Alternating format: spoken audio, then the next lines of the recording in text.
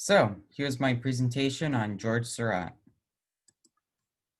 So who was George Seurat?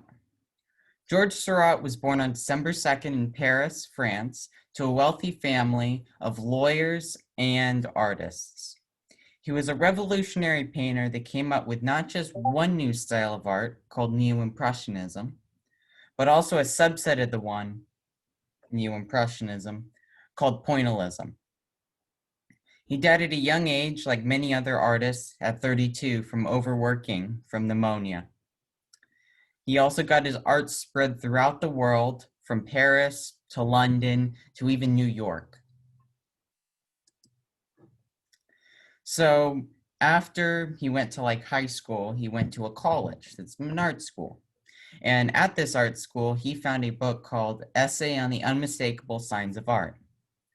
This book analyzed how light interacts with art and how to create basic paintings. He used this book to develop his own method of art called Neo-Impressionism. This book was also a big inspiration to him. He read it multiple times. He analyzed the entire thing.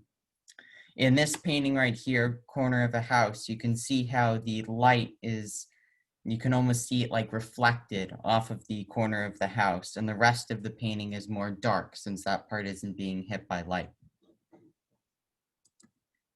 So what is Neo-Impressionism? Neo-Impressionism is the combining of colors on the canvas and in the painting instead of on the palette. So instead of you taking green and yellow and mixing it together to get a lighter green on a palette, you would put it on the painting and you just kind of layer it over it, a layer over itself, so you could get the color on there, but it wouldn't be as accurate. When you see it from farther away, the painting, it usually looks better than it does up close. By doing this, the art looks more like it does when you see things normally in nature, because things aren't just all one color. It's all kind of different colors mixed together. And this was further divided later on into his life in pointillism and divisionism. So what is pointillism? According to Britannica.com, pointillism is a practice of applying small strokes or dots or color to a surface so that from a distance they visually blend together. Many works done in this style are done with tiny brushes, pencils, and other applicators, and can also include contrasting colors. The Eiffel Tower, this painting right here, is a very good example of that. It was created in the same year the actual Eiffel Tower was finished in 1889 for the World Fair.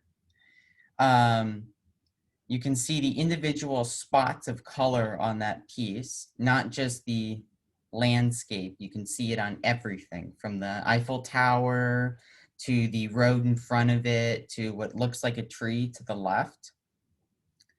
It also focuses on the relationship between color and light, because you can really see that the sun is coming from the right side of the painting and hitting the pieces. And one other interesting thing about George Seurat's work is you see the border. That's all done with pointillism. He would do that in almost all of his works. So after art school, he went into he was drafted into military, the Navy for a few years. And during this time, he would spend his free time creating black and white paintings on the coast. Honestly, if you're in the Navy and you get to just chill and paint most of the time, I'd say that's a pretty good deal. After he was done with military service, he went back to Paris. He spent the next 3 years only doing black and white sketches and drawings. The nurse right here, is an example of one of those. All he did was just draw in black and white, and you can really see the pointillism style on these pieces. And another interesting thing is the corners. He always has the edges of people slightly darker than the interior. So after those 3 years of just drawing in black and white, this was the first major painting he did, Bathing at Asnières. He spent the entirety of 1883 on the work, And when he applied it to the big prestigious art academy to have it displayed, they rejected it. So with a colleague, he created the Société des Artistes Indépendants, or the Society of Independent Artists in 1884, so he could display his work and other prominent up-and-coming artists could display their work if they were rejected. So after he did that, he created a Sunday on La Grande Jet. This is his main piece of art. Leading up to the creation, he studied with a chemist to create better colors to be used. He's spent the entirety of 1884 working on it and the winter of 1885.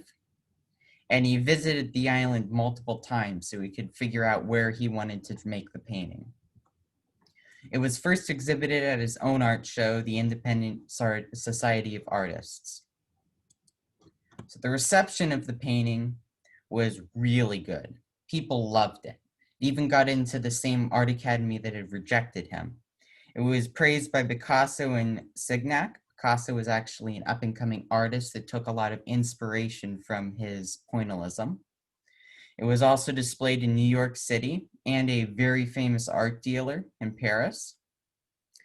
It was also seen as the highlight of Neo-Impressionism, and to this day, it's still seen as the primary work.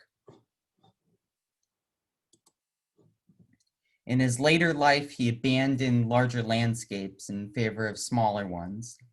La Grande Jet was 6 feet long. It was huge, but he decided to just do smaller paintings from then on.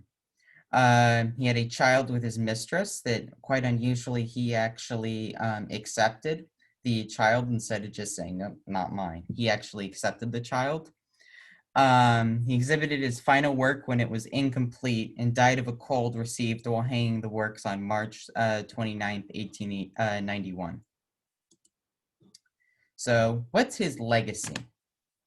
Pointillism continues to be used today and is considered one of the harder ways to make artwork. In fact, if you go into Mrs. Ward's room, she has a pointillism cat that a student made for her. And if you look at it, that took hours to create. Picasso took inspiration from his work and went on to create art in the Neo-Impressionism style. Many of his pieces became even more well-known than any of Seurat's work. You probably never heard of George Seurat's name before now. You probably heard of Pablo Picasso, though.